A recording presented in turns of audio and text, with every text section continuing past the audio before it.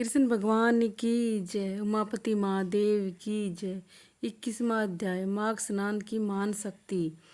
वेद विधि ने कहा, ऋषिवर आप इन बालकों की मुक्ति का साधन बतलाइए। इनकी प्रेत योनि किस प्रकार नष्ट हो सकती है।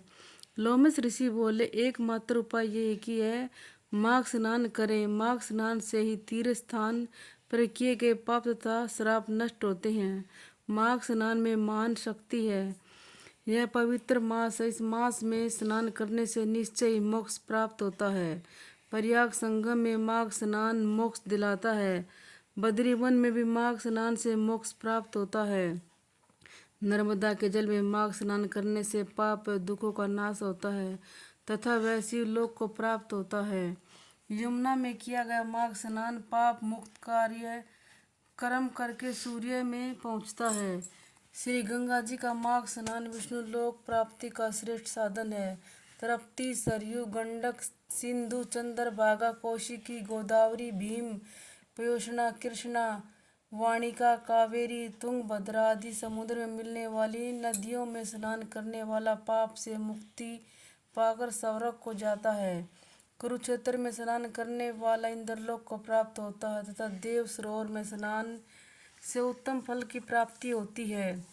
हे विप्र, प्रत्येक निधि में स्नान करने का फल अति उत्तम है। इस स्नान से देवताओं की देह प्राप्त होती है। गोमती में स्नान से मोक्ष की प्राप्ति होती है तथा हेमकूट महाकाल ओंकार परमेश्वर नीलकंठ समुद्र आदि में स्नान से स्वर्गलोक की प्राप्ति होती है। माघ मास में नदियों के संगम पर स्नान करने से अति पुण्य लाभ होता है। प्रयागराज में संगम स्थल पर स्नान बड़े भाग्य से प्राप्त होता है।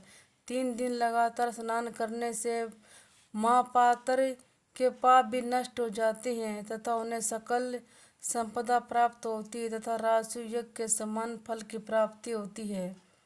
वीरसेन राजा की कथा।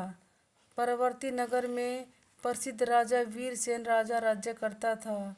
उसने नर्मदा तट पर राजसूय यज्ञ किया तथा 16 अश्वमेध यज्ञ किए। प्रत्येक यज्ञ के पश्चात वे ब्राह्मणों को शस्त्रों गो बहुत सोना तथा अन्न दान देता था। मूर्ख दुराचारी ब्राह्मणी यज्ञ की कथा। वीरसेन के राज्य में एक कुल विहीन दुराचारी तथा मूर्ख ब्राह्मण रहता था।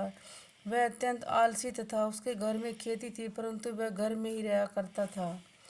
एक दिवस क्रोध से उसके भाइयों ने उसे घर से निकाल दिया। भाग्यवश वह घूमता फिरता प्रयागराज पहुंच गया। वह माघ का मास था। उसने काशी से 3 दिवस लगातार त्रिवेणी में स्नान किया। तदनुसार उसके तमाम पाप नष्ट हो गए। वह घर लौट आया तथा उसकी गणना उत्तम ब्राह्मणों में होने लगी। देवयोग से राजा वीरसेन तथा भद्रक ब्राह्मण की मृत्यु एक ही समय हुई। लोमस ऋषि बोले, मैंने स्वयं उनकी गति स्वर्ग में देखी। मैं तुम्हें इसी संदर्भ में एक और पुरातन इतिहास सुनाता हूँ। उसके सुनने से 50 योनि में स्थित तुम्हारे पुत्र तथा गंधर्व कन्या को अत्यंत लाभ मिलेगा। बोलो कृष्ण भगवान की जय। 21वां अध्याय समाप्त। बोलो उमापति महादेव की जय।